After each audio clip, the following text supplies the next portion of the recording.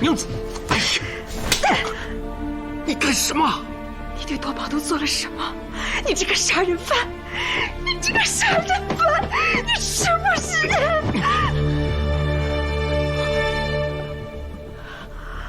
我做的这一切，还不是为了赛赛和你肚子里的儿子吗？我李赤入赘一个商人之家，却只得一成家产。我今天所做的一切，都是被曹仲达给逼的。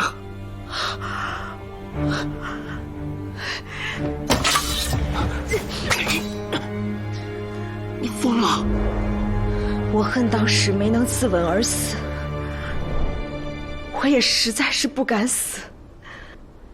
赛赛还小，我腹中的胎儿也不过2个月，我若死了，怕就是3条人命啊！李赤虽可恨，可他毕竟是2个孩子的父亲，我就给他出了主意。你不是说来了2位嫡公弟子？你难道不知道嫡公有多厉害？嫡公弟子肯定不好惹。那怕什么？我是司法3军。可你是曹家的人，命案需要回避。万一张和请那2位嫡公弟子，你怎么办？这我怎么没想到啊？而这个时候，赛赛已经被你们吵醒了。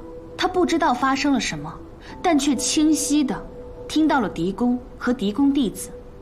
对，昨天早上我给孩子梳头的时候，他问我嫡公是谁，我就知道被他听到了。嫡公弟子果然了不起，我自认为出的主意已算精妙，没想到孩子的一句话竟成了破绽。都怪你出的破主意，若老子还是司法参军，怎会落得这般下场？我杀了你！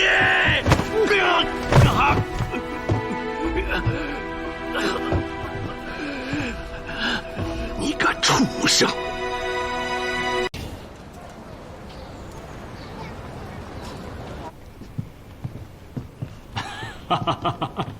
果不出2位兄台所料，我稍微用了一些手段，曹氏族长以及都师会的那红袍、绿袍、蓝袍3个所谓的都师，就都招供了。还得请刺史细细道来。那个族长，日子过得很是落魄。半个月前，曹孝找到了他。族长，今日我是来求你的。仲达花甲葬的日子将近，你要是求我通融，那就免开尊口罢。几百年的规矩了，迫不得。不是因为我爹的事，那是何事？用得着你这平日里见了长辈都不打招呼的3小姐来求我？您是知道的，我家有很多产业，但是人手不够，真的忙不过来。城西有间旺铺，一直租给外姓人，这钱自然也就给外姓人赚走了，真是可惜。您正值壮年，人品端正，人脉又广，这店铺要是到您手里，那不得日进斗金？我可租不起。谁说让您租了？这间店铺我就赠与族长。什么？你赚了钱，要交2成给贵方。这份产业将来可以传于子孙，但子孙经营也要交2成利。我这条件够苛刻吧？这我不是赚了你家大便宜了？我们同姓曹，是一家人。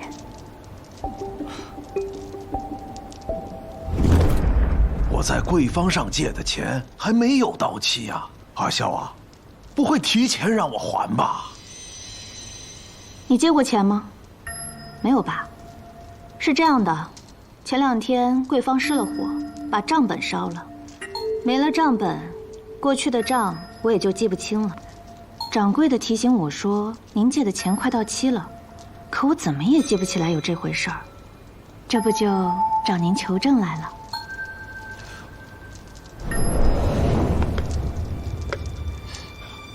这无功不受禄啊！平时您对我家最是关照，去年贵方生意不好，向您借了这2块金饼，到现在才还，真是不好意思。今日请您来，就是想和您商量一下，这利息该怎么算？我何时借过你家金饼啊？真是贵人多忘事啊！您这么照顾晚辈生意，要不这利息就算了。那就算了。是，我在你家贵方上借钱，期限早过了。感谢仲达一直没来催债。今天你既然来了，阿孝既然来了，就是要和长辈把这件事了结了。是啊，自古欠债还钱，我认账，请再宽限我10日。1日都不行。你欺人太甚了吧你！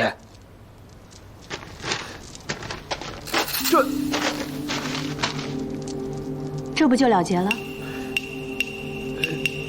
长辈，喝茶。三小姐，我以茶代酒。这是供词，4个人都画了押。这曹孝啊，小小年纪，好有手段呢。那4个人都得了好处，便由族长提议，3位都市附和，于端午之日定下新规，就是为了给曹仲达打造免死金牌。由此推断，多宝的死与曹仲达、曹孝脱不了干系。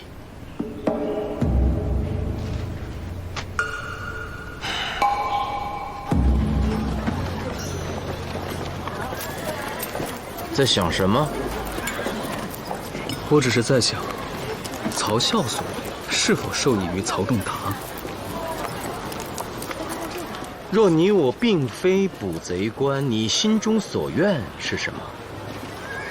我希望曹仲达一无所知，是曹孝自作主张。哎呀，这案子看似简单，却又不那么简单。这多宝的身世，曹孝是否知情？曹公又知道多少？你我不得而知，所以不能操之过急，妄下结论。是啊。哎，我记得那个卖苏珊的店主叫何可可，走，去他店里看看。君子所见略同。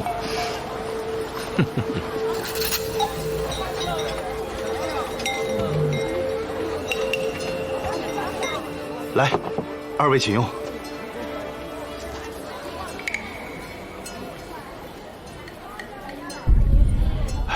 不知2位贵客光临，有失远迎，尝尝今日苏珊的味道。昨日夜宴，吃到这美食，回去后还唇齿留香，想吃这一口，想了一整天。能做这苏珊呢，沙洲就你这一家店铺吧？是的，仅此一家。那这苏珊昨日可曾给曹家送过？没有啊，送倒是没送过，不过小郎君来买过。我怎么不知道？老板，当时您不是去谦德堂了吗？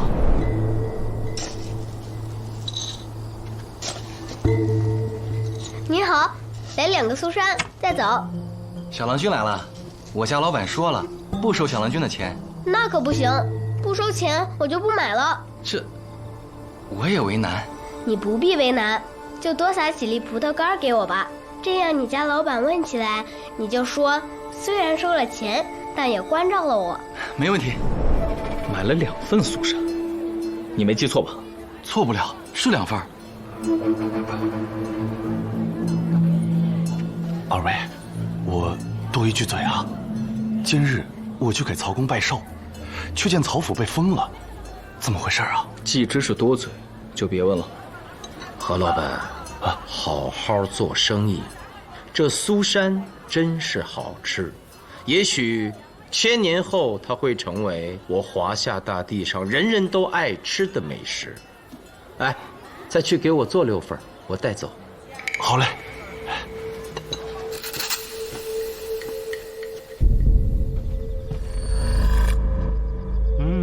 苏山，给老夫的。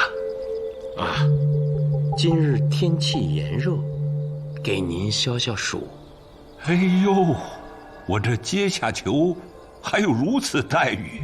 曹公，这里是您宴请宾客的谦德堂，是您的地儿，只不过让您在这儿单独住几日，何来阶下囚之说？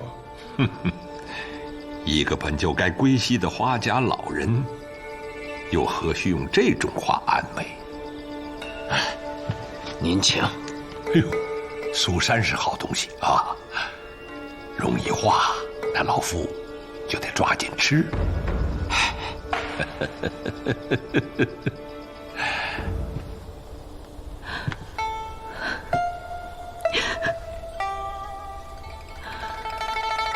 这是我儿最爱吃的苏山，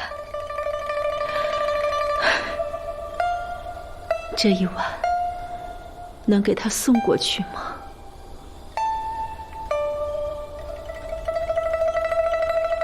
我知道夺宝现在就在谦德堂，可门口的捕手不让我见他。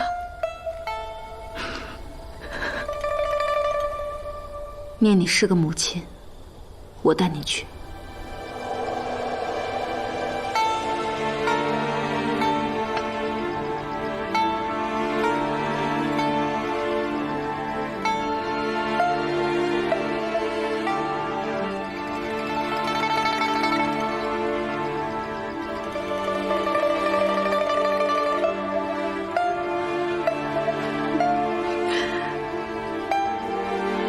儿啊，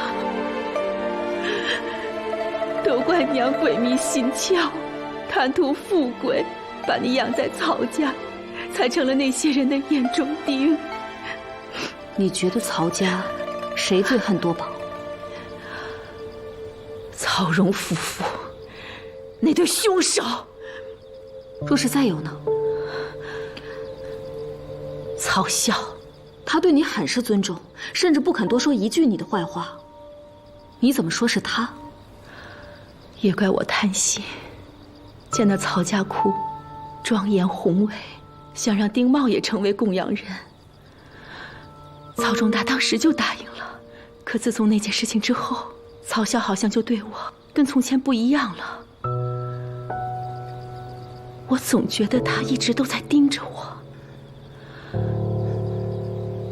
那日，丁茂得知曹仲达的遗嘱，把我约到他的房间里去。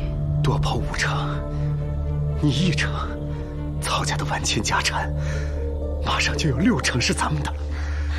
这12年，咱们没白等。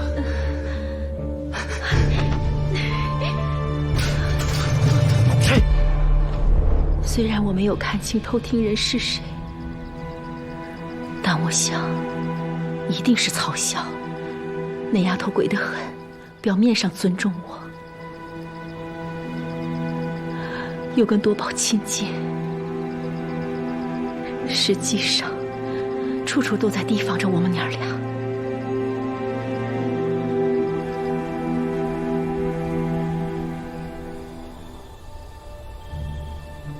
我不吃素山。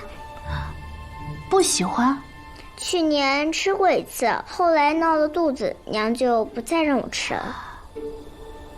哦，姐姐，你吃吧，待会儿素山化了就不好吃了。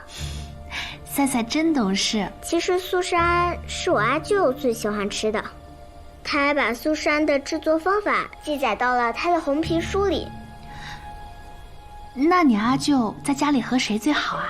我呀，还有小姨，不过小姨最近好像跟他闹了别扭，我看到了好多次，小姨都在背地里瞪他，可凶的样子了。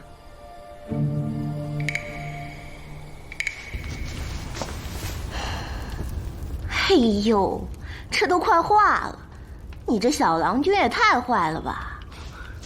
我大老远跑来给你送苏珊，你还说我坏？哎呀，你生气啦？小郎君呐，你不懂，这个坏，它不一定是真的坏的意思。就像信凡那老东西，他追我的时候，我经常骂他坏。你害羞了？那你一定是喜欢我喽。你带我走吧，姐姐会一辈子对你好的。我可不想死在这个地方，我还没活够呢。带我走吧。放肆！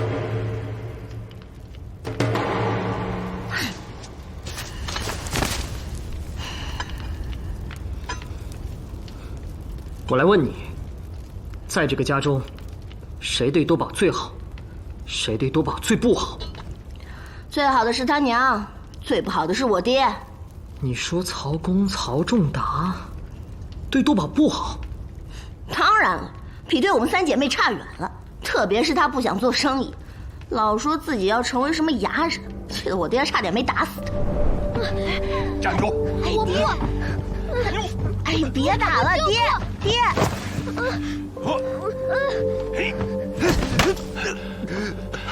你给我闪开，丁某！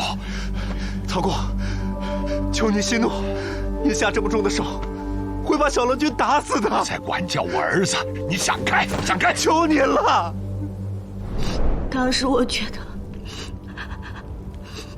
能做爹的女儿，我很有福气。说实话，爹把家产分给我1成，其实已经挺好的了。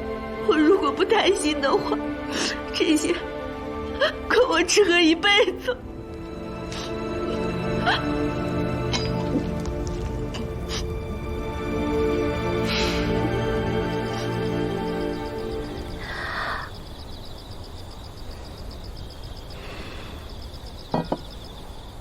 怎么不吃了？凉，再好吃也不能贪。对。我有一事不明，不知先生可否解惑？说。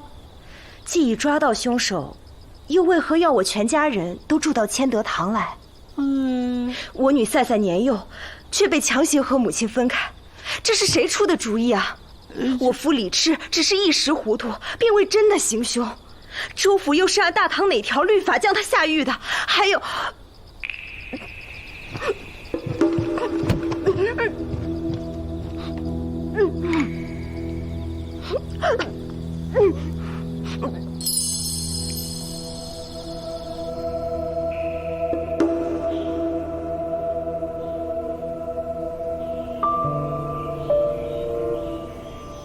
还不肯吃？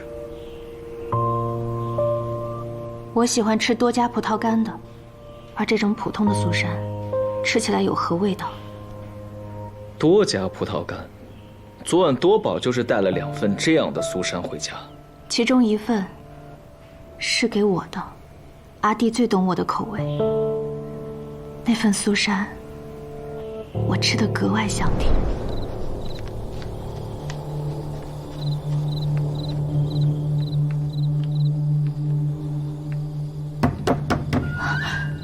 谁啊？三姐，我可以进来吗？进来。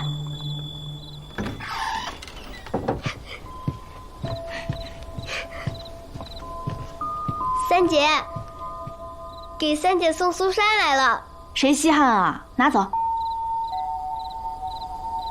三姐最近总是凶我，是多宝哪儿做的不好吗？我知道爹就要花甲葬了，你心里难过，多宝心里也难过的。可人总要看开些，往远处看。快吃苏珊吧，都放了葡萄干的，我知道你爱吃。我吃1个不够，要吃2个。啊？哦，那就都给三姐留下。你快吃哦，别放化了。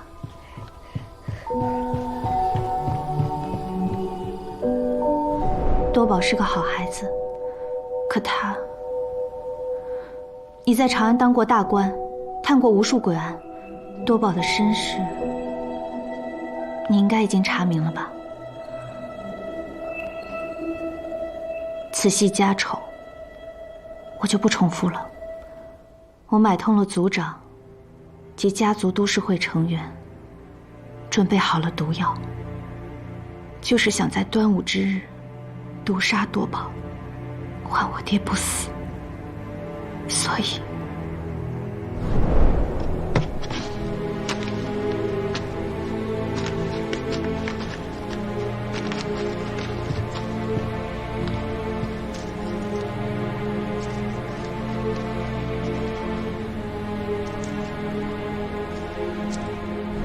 我追上多宝，跟他说我根本吃不了2份苏珊，刚刚是开玩笑的。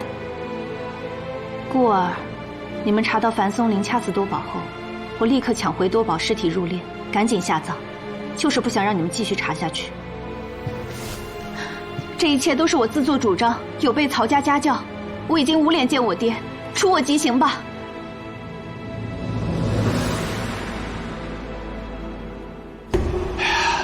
苏珊真是好东西，哎呀，老夫就希望这苏珊能让来的游客都记住，再来沙洲。只有商旅繁荣，沙洲富庶，百姓的日子才能越过越好。可惜呀，老夫的大限已到，看不到了。哎，曹公，家族都市会对你已无约束，何谈大限？人算不如天算。老夫费尽心机才夺过花甲藏，可万万没想到，狄公的弟子来沙洲了。行了，能让老夫在谦德堂认罪，很给我面子了。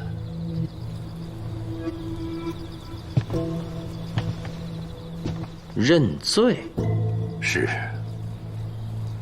老夫贪生惧死，为了苟活毒害多宝，实属罪大恶极，有悖人伦，无颜再见家人，更无颜再见沙洲百姓。求即死，望成全。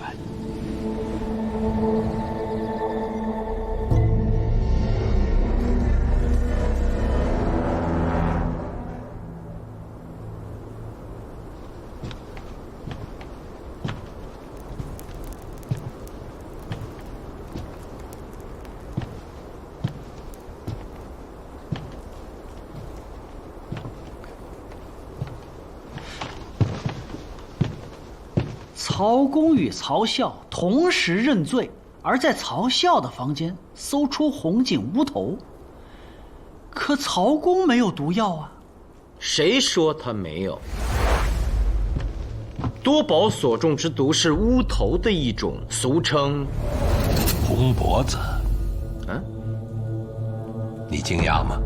老夫自己投的毒，我当然知道是什么。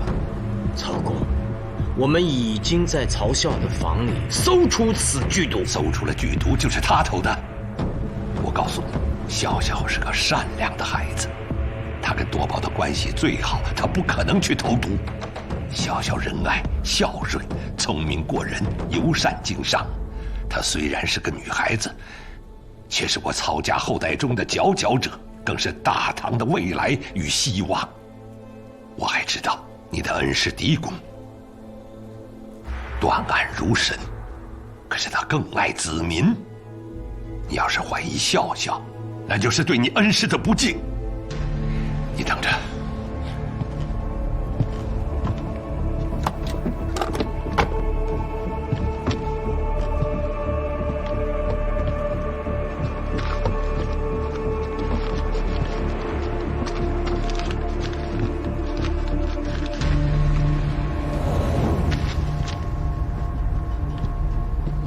来，让开，我看看。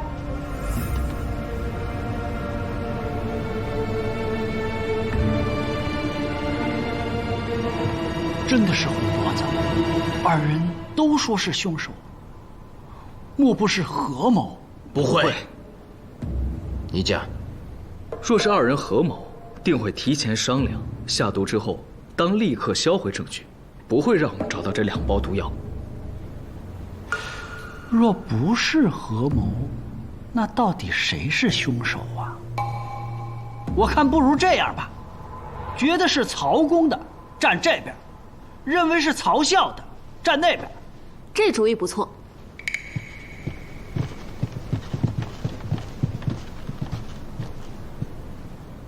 哎，你们俩快选边啊！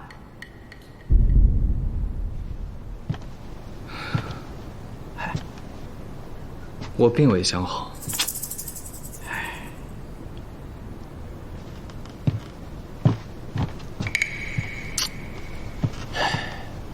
我也没想好。嗨，要不这样，你们先说说各自的道理。喜君，你先来。曹孝有毒药，杀人的动机、时间也都对得上。我们在他的房里也找到了作为苏珊装饰的植物，可见他的供词不虚。喜君冷静，考虑的甚是周全。我就不这样想。一进沙洲城，我观曹公是个善人，便欲结交。从昨日夜宴到今日多宝之死，曹公的一言一行、一举一动，那都是慈父、大善人的做派，毫无半点可疑之处。所以，我怀疑曹公。别呀！咱们这是诡异之案，所以必须得往反了想。你看啊，那3个都市刚到曹家之际，那曹公好像完全不知道这个花甲葬的规矩已经变了，装得多像啊！为什么说是装的？你看曹孝小年纪，他得花多少金银去疏通关系？我就不信曹公完全不知道。再者说了，凡是我老费一眼就认定的好人，到最后往往都……反正我觉得是曹仲达。老费凭直觉推断，也并不无道理。徒儿，你为什么觉得是曹公？多宝作为家中独子，却并不得曹公疼爱，甚至比不上他的3个姐姐。而且从小不学无术的曹荣都觉得，自己父亲对自己比对多宝要好，所以我就怀疑，从一开始，曹公就知道多宝并非亲生。在遗嘱中说，分多宝5成家产也是假象，因为他知道多宝会在端午遇害，而凶手就是他自己。哎呀，严师出高徒，这薛环分析的也头头是道。英诺，该你了。曹孝小年纪就接下了贵方的生意，可见曹仲达对他的信任。曹家3小姐最为孝顺，沙洲百姓有口皆碑。自从丁茂作为第10个供养人被划入曹家窟后，他就一直跟踪叶来，应该早已确认多宝并非曹家血脉。为了让父亲逃避花甲葬，杀人动机着实充分。樱桃分析的也很有道理。若论嫌疑，曹孝确实最大。曹孝生母患头疾，需红景乌头入药，曹公有此药，也不能证明什么。最关键的是，曹多宝死于昨夜亥时，那时我们夜宴正欢，他没有作案时间呀。对呀，没有下毒的时间呐。我老费直觉再好也不算数。看来曹公是想替女儿顶罪，那就还算是个好人。哎，对了，咱们何不以此为由，再探曹公？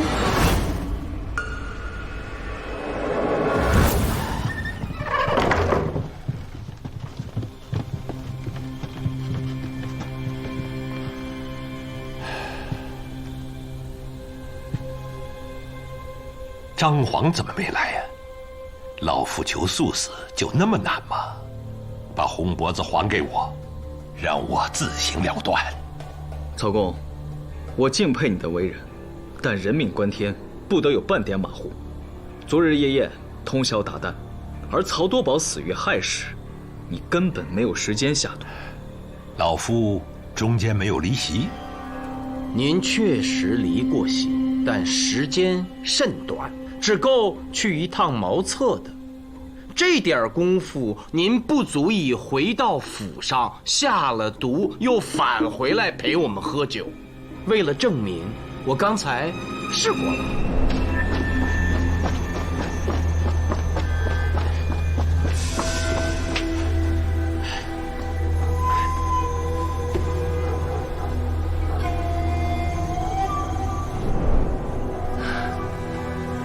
你们可知道，谦德堂的后院隔一条街就是我家？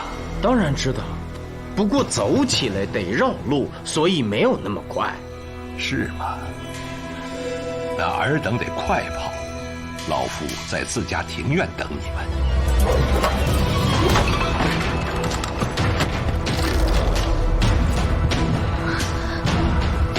踏魂托啊？是什么？哎呀，来不及解释了，赶紧追吧！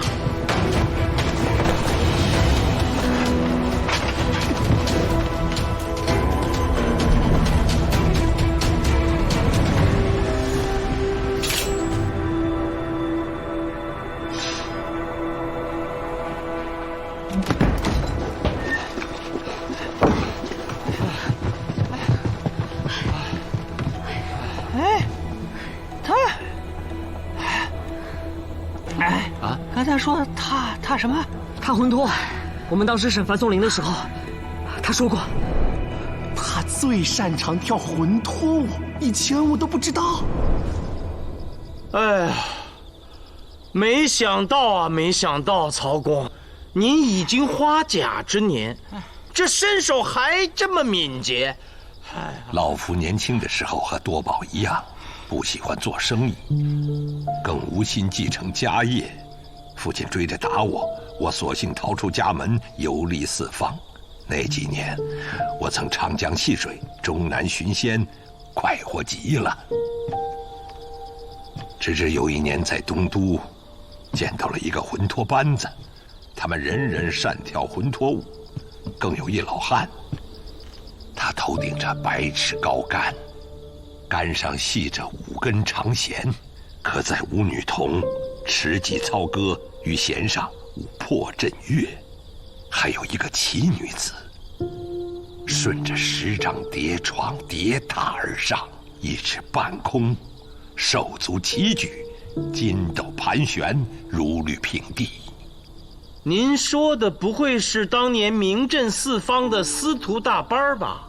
正是，大班主姓司徒，叠床绝技的女子是他女儿，也是老夫一生的挚爱。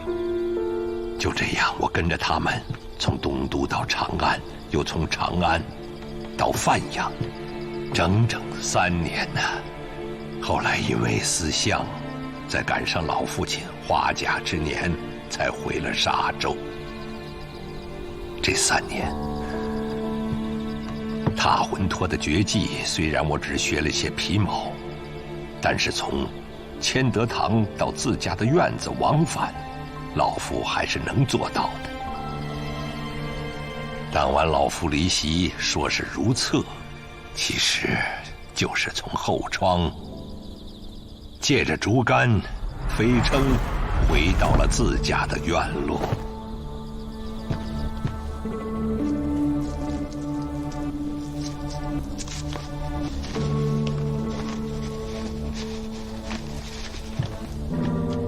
爹，宝儿，刚才去哪儿了？我去给三姐送苏珊了，您回来的正好。这份苏珊是留给您的，里面多加了葡萄干。爹，您别生气，这可不是我从何老板店里要的，这是我自己赚钱买的。明天是您的寿日，这个苏珊送我给您拜寿。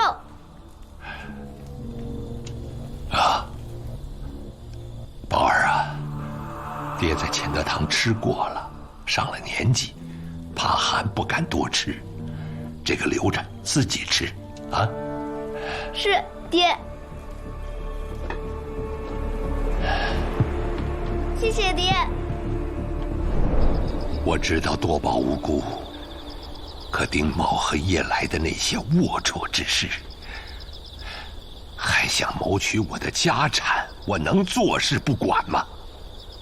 行了，我把真相都告诉你们了，请你们禀告张刺史，给我来个痛快的。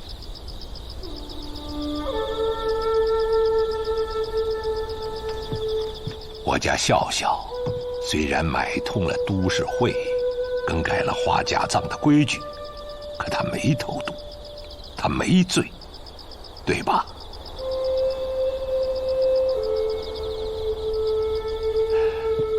我们家的曹荣，那就是个傻丫头，虽受樊松龄挑唆，但她绝不可能参与杀人。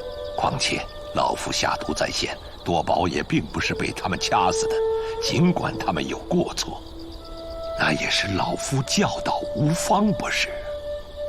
求求你们，从轻发落，好吗？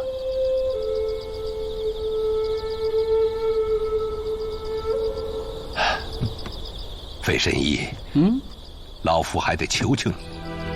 这李赤啊，寒门出身，苦读10年才得功名。入赘曹家，我从来没拿他当回事儿，整天呼来唤去的。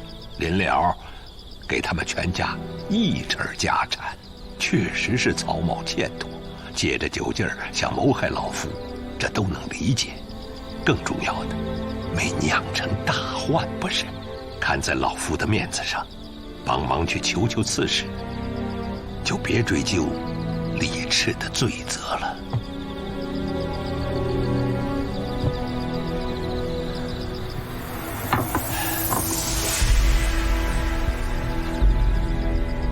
重大花甲之年，酿下大错，还求列祖列宗原谅。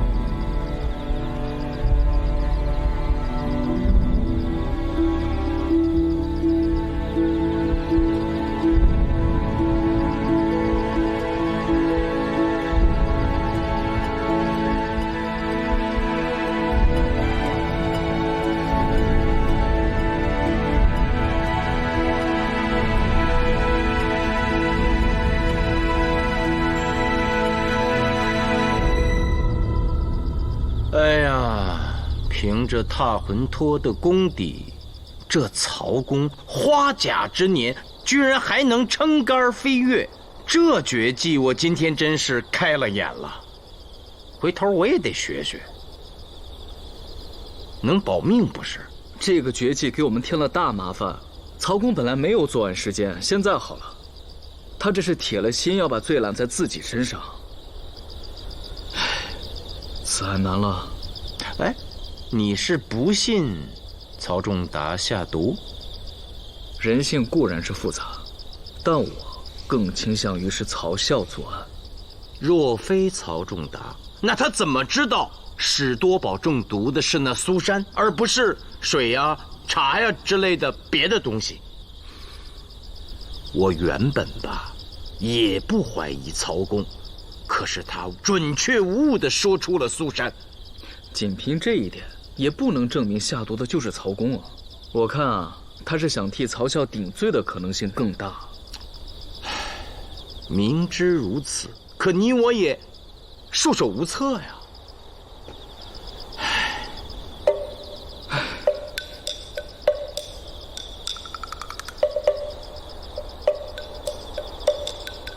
你我不是本州官员，来沙州做客，曹公盛情款待，现在他却成了杀人凶手。既然他一心认罪，不如我们做个顺水人情。何意啊？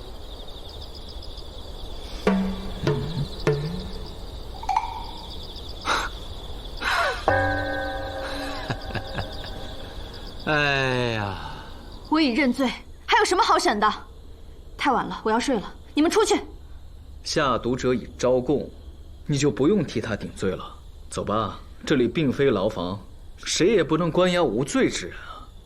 回家去吧，曹家偌大的家业，将来就都靠你了。我都说了，毒是我下的。曹笑，这可是掉脑袋的罪！你小小年纪，逞什么强？你以为你是在尽孝吗？让曹公亲眼看着你替他去死，他老人家又岂能苟活于世？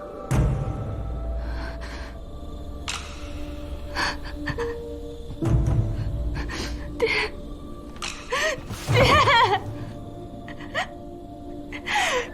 是我害了你，是我害了你。怎么？难道是你父女二人合谋？我爹根本不知道多宝的身世，当时我说出了自己的计划。你说什么？糊涂！打小我教你怎么读书，怎么做人，怎么做生意，你都学了些什么？我曹仲达的孩子要杀人行凶。爹，我知道错了，可这件事情我……听着，这件事是当你什么都不知道，好好做你的生意，以后嫁个好人家，过平淡的日子。你可得记住了，这一辈子一定要多做善事。父亲至善，可我实在不能眼睁睁地看着叶澜与丁茂阴谋得逞，我更不忍心看到我爹奔赴花甲藏，于是暗下决心，自己完成一切。可到了最后，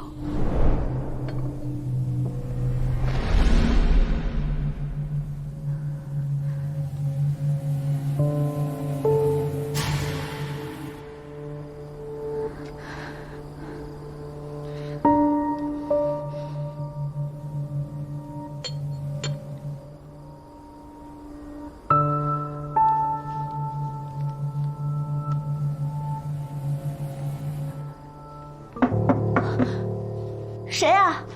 三姐，我可以进来吗？进来。给三姐送苏珊来了。谁稀罕啊？拿走。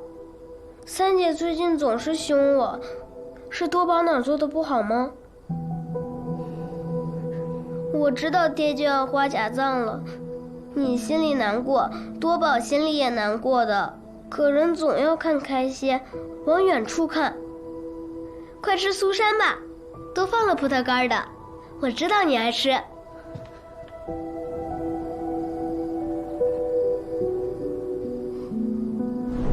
也就是说，你并未下毒。下毒的虽是我爹，可若不是我，他老人家不会有此动意。我爹若是死罪，那我也要陪他共赴黄泉。谁告诉你下毒的是曹公？不是我爹，那是谁？曹笑呀，曹笑，你自作聪明，自以为是。你以为你是在替你爹顶罪，却险些让真凶逍遥法外。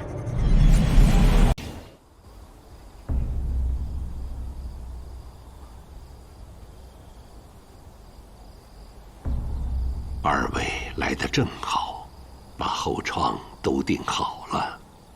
回头我用魂脱术再跑了，你们怎么跟刺史交代呀？您说笑了，曹公要是想跑，谁能拦得住啊？再说了，你根本就不是凶手。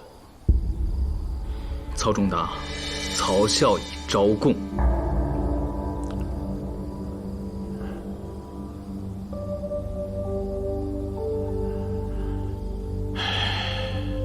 我的孩子们全让老夫给害了。孩子虽有罪，却也都是为您着想。傻丫头看着聪明，其实就是糊涂。我又不是傻子，早就看出来多宝不是曹家的血脉了。可那是一个好孩子，而且极像我的第一个孩子。第一个孩子？我的第一个妻子叫司徒梅，是司徒大班班主的女儿。我们是一见钟情，相约白头到老。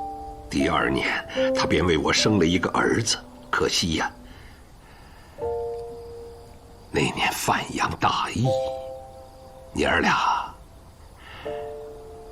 都弃我而去了。罗某正是范阳人士，那场大疫我知道。我侥幸活了下来，心灰意冷，才回了沙州，娶妻，生了3个女儿，后娶叶来，得了多宝。可多宝1岁那年，得了风寒，差一点死喽。我日夜在佛前祈祷，突然有一天，我就梦见我的第一个大儿子从天而降，和多宝合二为一。你说这孩子他就奇迹般的活下来了啊！丁茂处心积虑，叶来魂不守舍，他们的阴谋我早就看出来了。可这与孩子何干？面上看，我是对他严厉，我不喜欢他做哑人。可说心里话，就这孩子，他就像我，最像我。所以曹公从未下毒，那你又是怎么知道使多宝中毒的是那苏珊呢？这不就是昨日午后？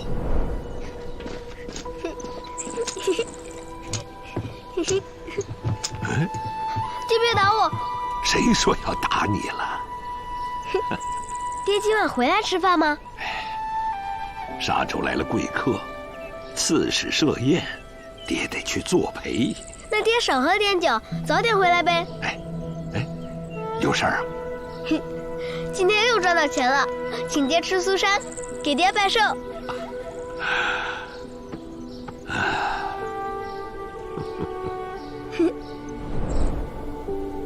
二位仁兄，笑笑年幼无知，给他一条活路吧，把这杀人的罪名放在老夫头上。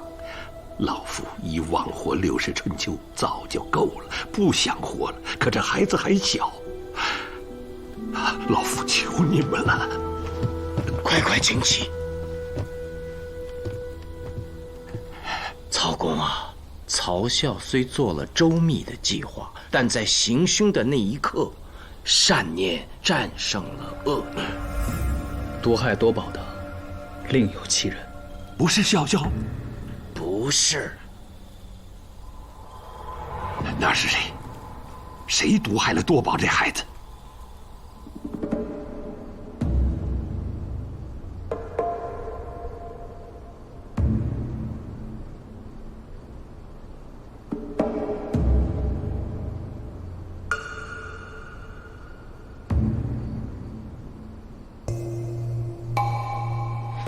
师傅这一计真是妙啊！仅凭一个诈子，就让曹仲达和曹笑都说了实话。你师傅是想在2人之间诈出真凶，可没想到这曹家就这么几个人，仆人们多感恩曹公厚德，多宝又对大家极好，更不可能下毒了。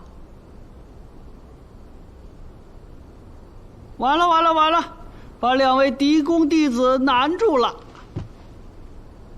嫡公弟子，赛赛好像提到过嫡公。喜君、秀华，当时我们3个都在场。赛赛说的是嫡公弟子厉害，还是嫡公弟子不好惹？我二姨是个笨蛋，连狄仁杰是谁都不知道，我可知道。我娘说过，狄公可厉害了，他的弟子肯定不好惹。卢县尉，你有本事，可一定要为我毒宝艾灸报仇啊！好像都说了。对，我记得他说的是，狄公厉害，他的弟子肯定不好惹。苏明，在赛赛的描述中，这句话是他娘曹英说的。没想到啊，没想到，你卢凌风如今如此机警细致，居然能从孩子的一句话中听出此案的端倪。哎，等会儿，我怎么什么都没听明白呀？我也没听明白。苏明，这是怎么回事？这句话不像是母亲对孩子说的，应该是曹寅对李治说的，恰好被孩子听见。而李治说，他离开千德堂，直接回家，倒头就睡，寅时被噩梦惊醒，提刀便走。他根本就没跟妻子说过夜宴之上有2位嫡公弟子啊。而且曹寅和李治的证词高度重合，这说明从一开始就串供了。师傅，那下毒的到底是曹寅还是李治啊？现在还不知道。时间不早了，赛赛一个人睡觉会害怕的。细君，你去陪他。好。等会儿，我这儿还有个事儿，不知道算不算线索？说来听听。曹寅已有身孕。啊？你确定？虽未搭脉，肯定错不了。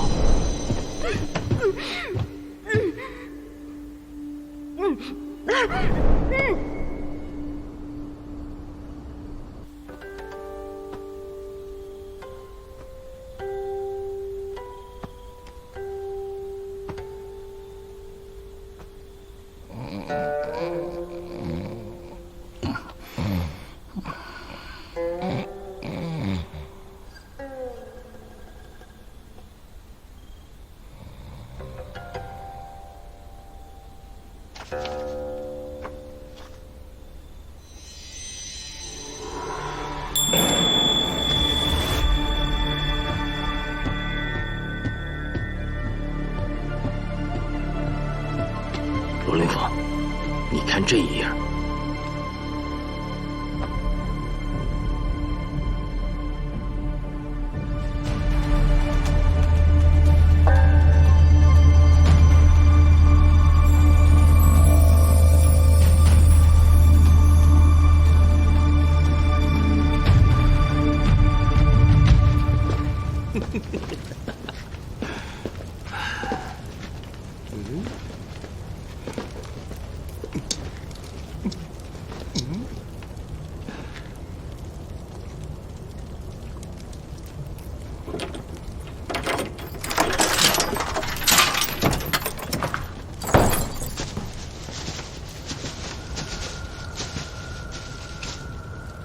你们来干什么？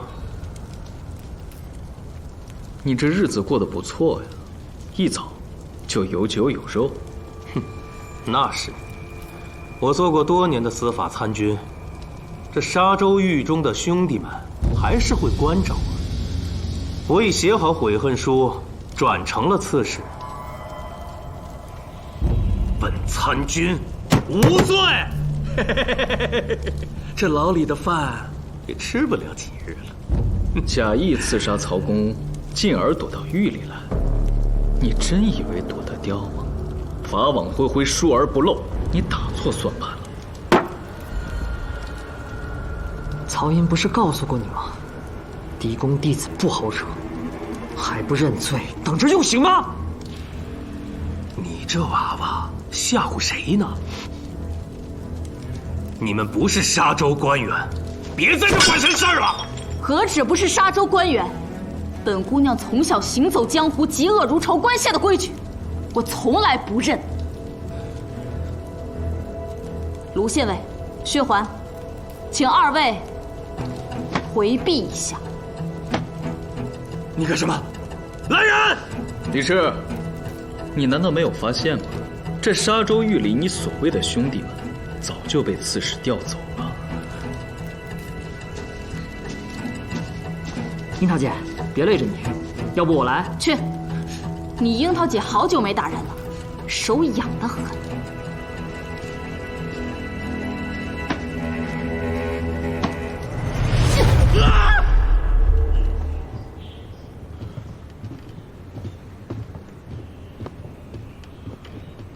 就这柜子。打开。哎，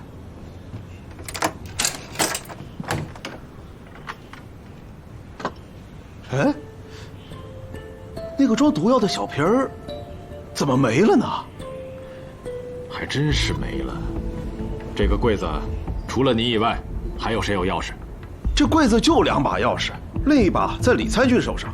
李赤，啊，他在州械里有单独理事或休息的地方吗？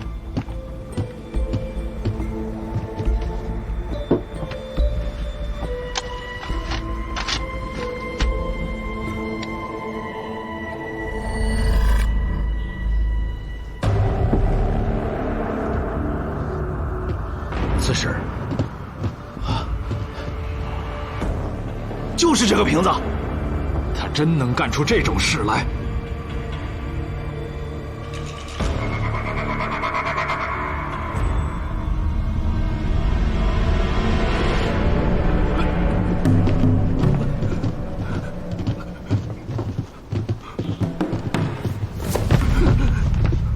禀刺史，此贼人已招供，这是供词。张刺史，我冤枉，我是被他们屈打成招啊！曹家长女曹音见过刺史。娘子来得正好，娘子可为我作证啊！我想看看证词。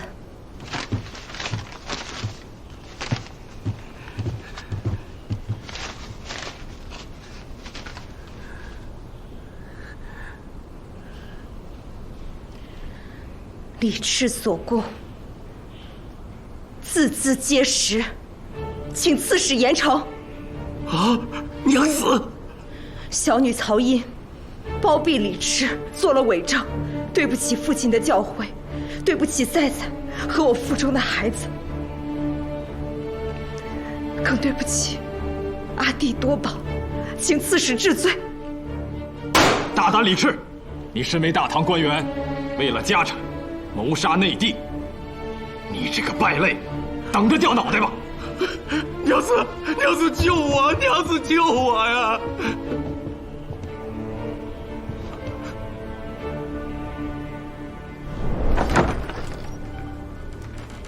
曹公早。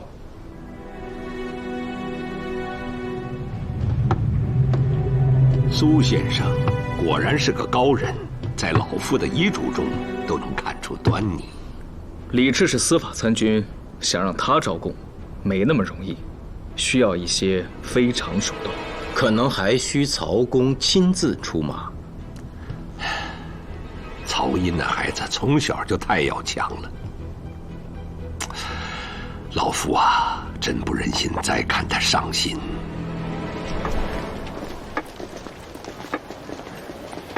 爹，您这是要带我们去哪儿啊？到那儿你就知道了。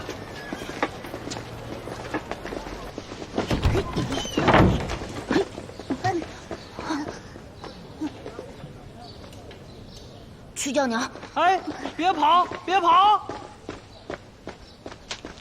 伯伯这儿有糖，来来来。爹，这是谁的家？赛赛，去问问他们的爹是谁。你们的爹是谁？李赤。娘，这2个小孩的爹也叫李赤，肯定是跟我爹重名了。赛赛，我这儿有你爹的画像，是姐姐画的，你看像不像？像，这是我爹。有人给我这是我爹的画像，我爹的像。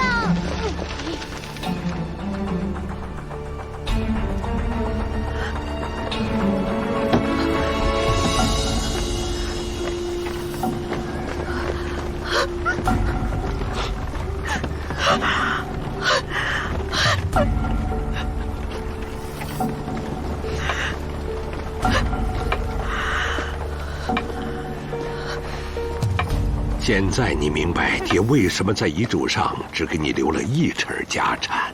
李赤早有了外室，爹怕花家葬之后。爹，您别说了，我都明白了。可爹有一件事不明白，毒害多宝是你干的吗？爹，现在没有外人，跟爹说实话，若真是你干的，爹替你顶罪。爹，我没有。毒杀阿弟是李炽所为，虽为司法参军，他却甚是胆小，而且他有说梦话的毛病。那日他下毒之后，多宝，你的魂儿可别找我，找他去，找你爹去，这让他不公平。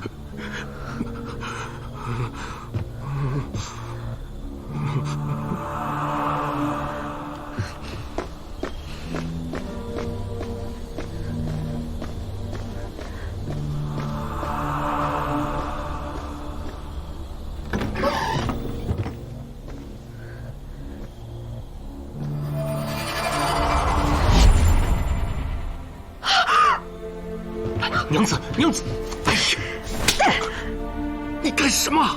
你对多宝都做了什么？你这个杀人犯！你这个杀人犯！你是不是？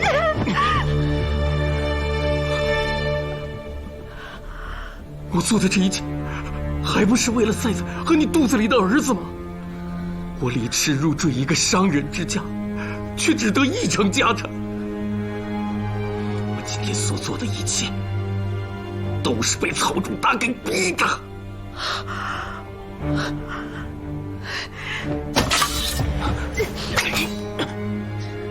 你疯了！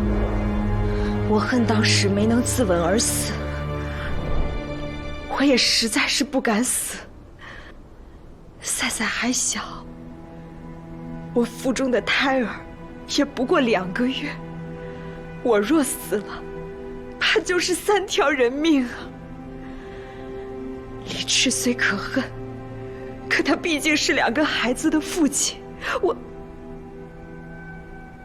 我就给他出了主意。你不是说来了2位嫡公弟子？你难道不知道嫡公有多厉害？嫡公弟子肯定不好惹。那怕什么？我是司法参军。可你是曹家的人，命案需要回避。万一张和请那2位嫡公弟子，你怎么办？这我怎么没想到啊？而这个时候，赛赛已经被你们吵醒了。他不知道发生了什么，但却清晰地听到了嫡公和嫡公弟子。对，昨天早上我给孩子梳头的时候，他问我嫡公是谁，我就知道被他听到了。嫡公弟子果然了不起，我自认为出的主意已算精妙，没想到孩子的一句话竟成了破绽。都怪你出的破主意，若老子还是司法参军，怎会落得这般下场？我杀了你！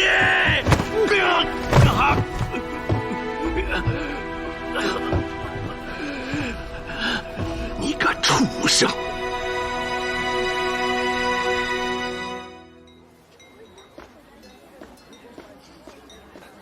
二位，请用。来，哎，钱，何某不能要。多谢苏先生为曹公洗清罪名。那今日就算何老板请客喽。当然。我还得多谢你为我提供了重要线索。应该的，应该的。哎呀，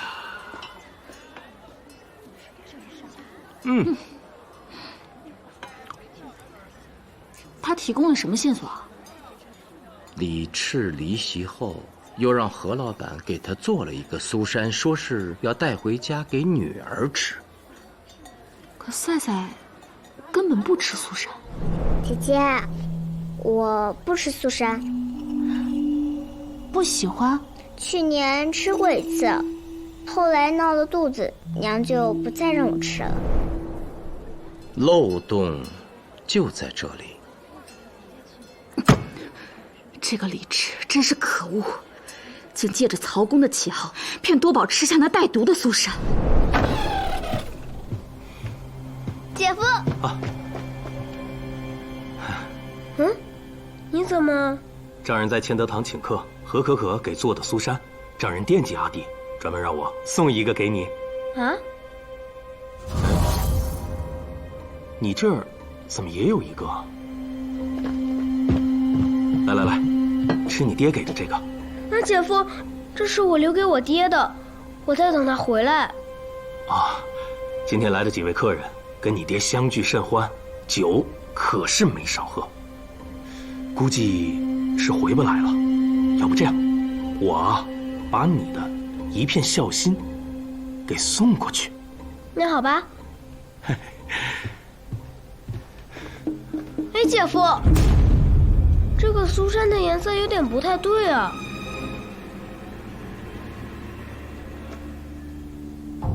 啊，是何可可新研制的一种调料，有些药香。远道而来的客人都很喜欢，所以你爹才让我专门送过来给你尝尝嘛。哦，那就多谢李三军了。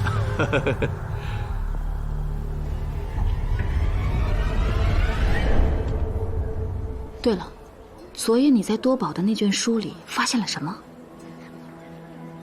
多宝的那本红皮书里记了一个发生在沙州的真实命案。2个兄弟为争夺家产打了起来，结果双双中毒而亡。致命的毒物就是那红景乌头，下毒的是那俩兄弟的继母。这个案子就是李赤探破的。多宝的书中记载，李赤在那俩兄弟的继母房中搜出了红脖子，并将证物保留在州械，还时不时地拿出来向来访者炫耀。这么说来，探破此诡案的，也可以说是被害者多宝本人了。是啊，多好的孩子，太让人惋惜了。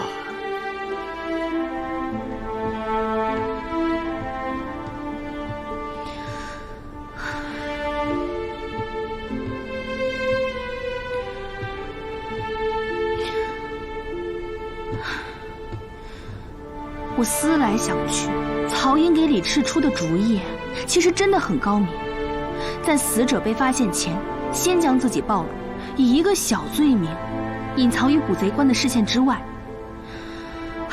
真是好悬啊，差点让曹公给这个败类顶了罪。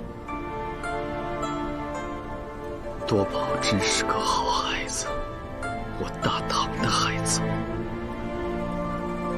不能白白的这样死去。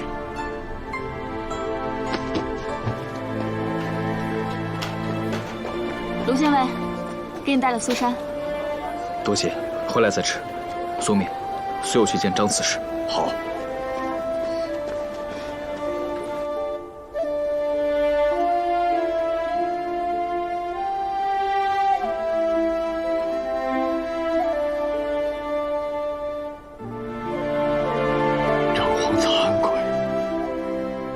惭愧呀！张皇，当雷厉风行，借曹多宝之死，制止此陋习。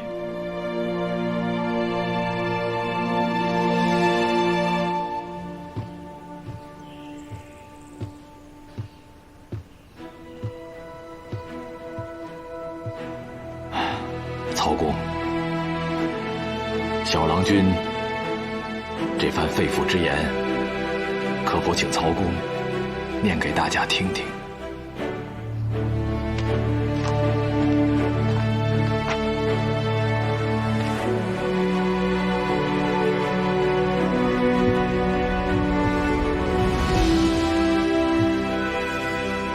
花甲藏千百年之历史，多宝信其俗于诞生之初，自是有其因。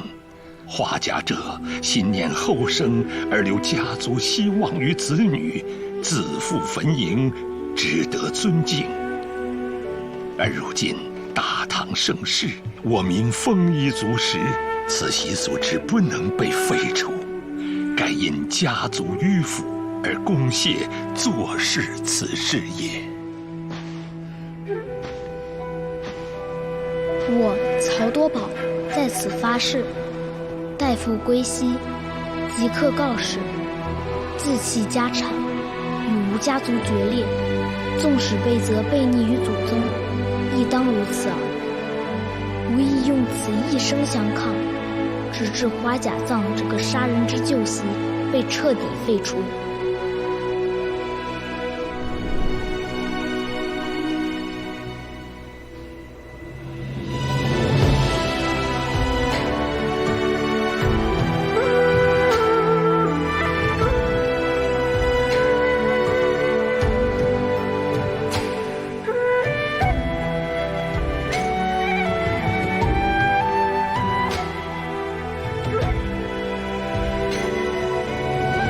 孩子的这番话，你们不惭愧吗？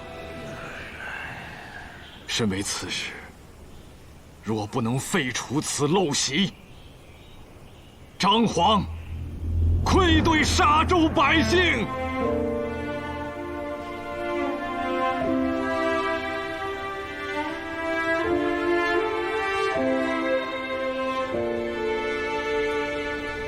这是我们敦煌最有名的景观莫高窟。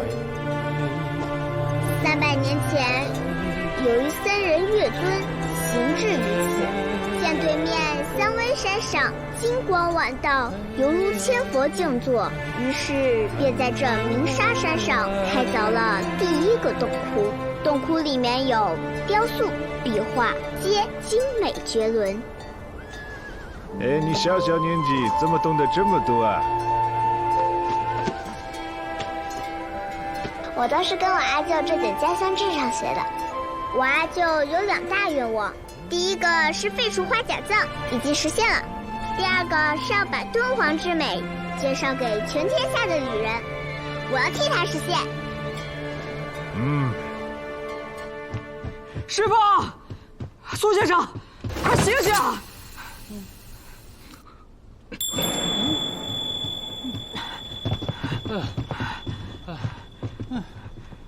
康国使团已到，张刺史让我们赶紧去呢。天天在城门口等着盼着，他们也不来。昨夜曹公设宴，多喝了点，多睡了会儿，他们倒来了。朝廷有命，使团一到即刻启程。你们赶紧收拾东西。宋明，随我去城门口迎接。好。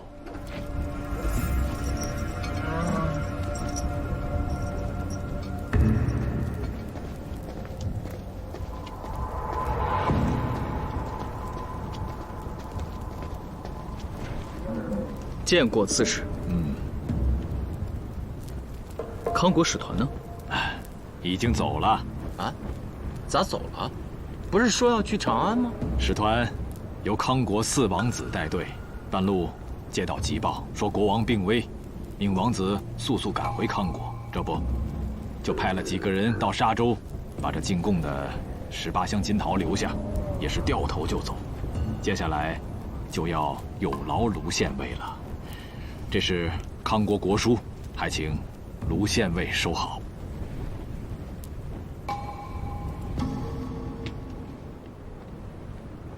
卢县尉需要多少人马护送贡品入京？您尽管说，我派兵便是。既然就这18个箱子，无需派兵护送，卢某一行6人可以胜任。应当可以。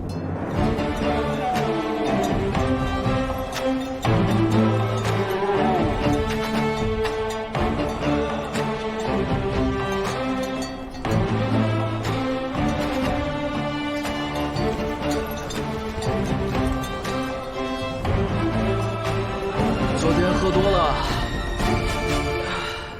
哎呀，我也是，你我皆被曹公感染，欲罢不能啊！曹公捐出了全部家产，一半用于完善莫高窟，既弘扬了佛法，又能使那些精美的雕塑、壁画更好地流传后世。而另一半，曹公居然把它全部分给了沙州穷苦百姓，真让人佩服。一个商人尚能爱民如此，真让卢凌风自愧不如啊！哎，你的路不是还长着呢吗？说说，此次西行有何感触啊？西部广袤，商旅繁荣，风物奇异，我见识到许多前所未见的人与事。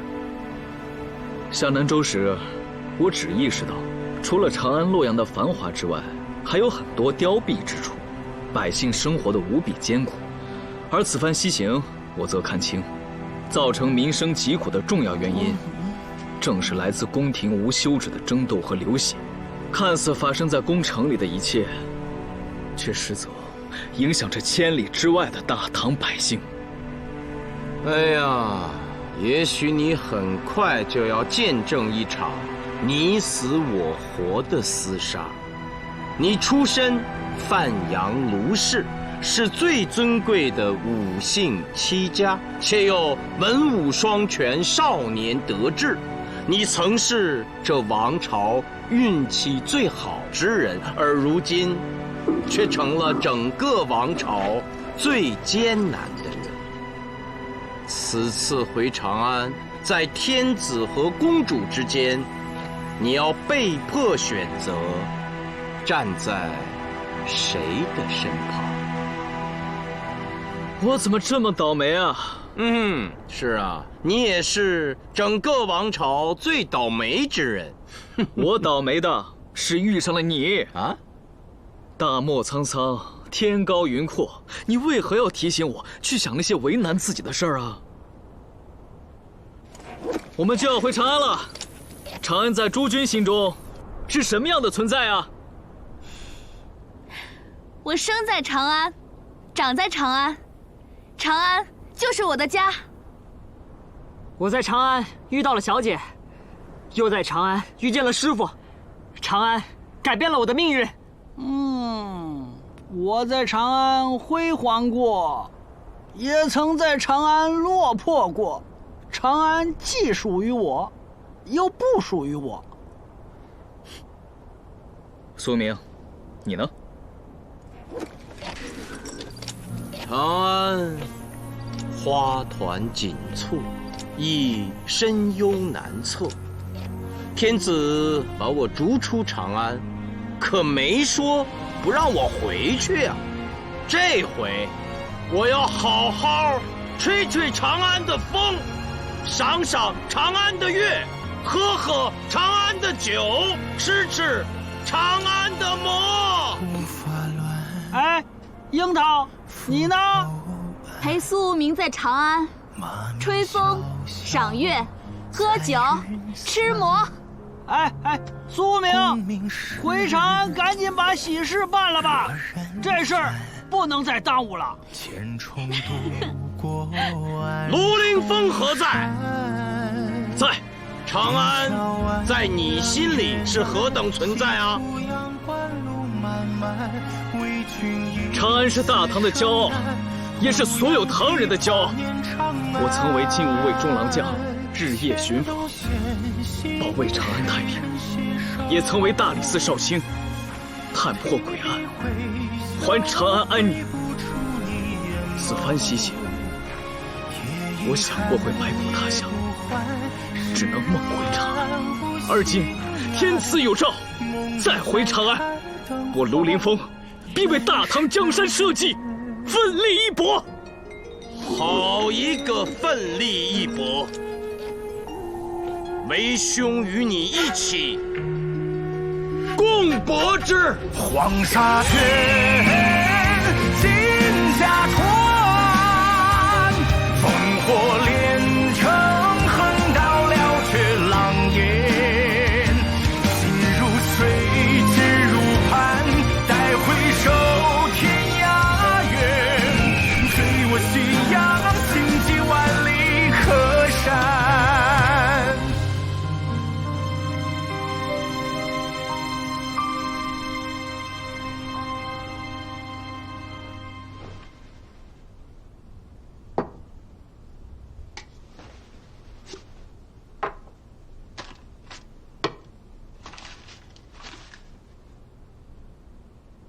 庐陵峰不日即将入京。杨内侍，他不是不该活在世上了吗？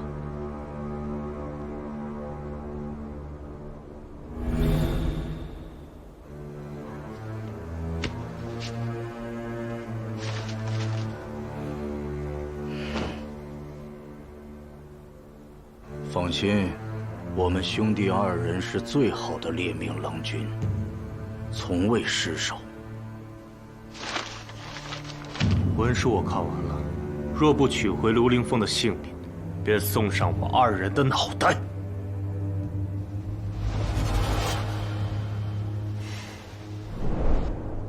最好的列命郎君都丢了脑袋，这个庐陵峰不可小觑。要不交给我，我准保让他进不了长安。此时已错过了杀他的时机。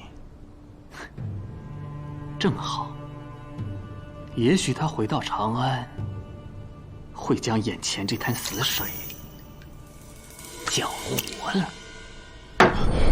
苏无名和庐陵峰一起回来了，他还活着？是。务必除掉画中之人。是，定不署命。是我大意了，竟让他活到了今天。未来宰相之位，我能不能坐稳？怕是有人要跟我争了。自陛下登基以来，公主那边的力量不但没有削减，反而更加强大。太上皇常在太极殿接见群臣，凡事必与公主商议。爱卿说这些是何意？恕微臣斗胆。陛下若想创造一个盛世，有些事需要提前做准备了。陆统，你可是一向谨慎。正因为微臣是谨慎之人，才要劝陛下早做决断，不然公主府那边定将掀起惊涛骇浪。危言耸听了。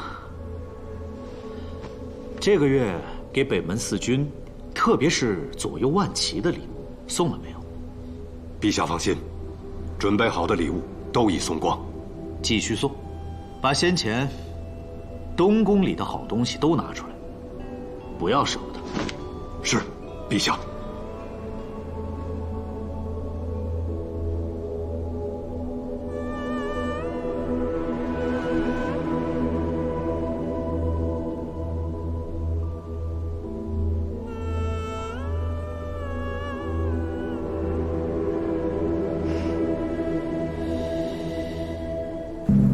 从7品到4品，一下子提拔5个人。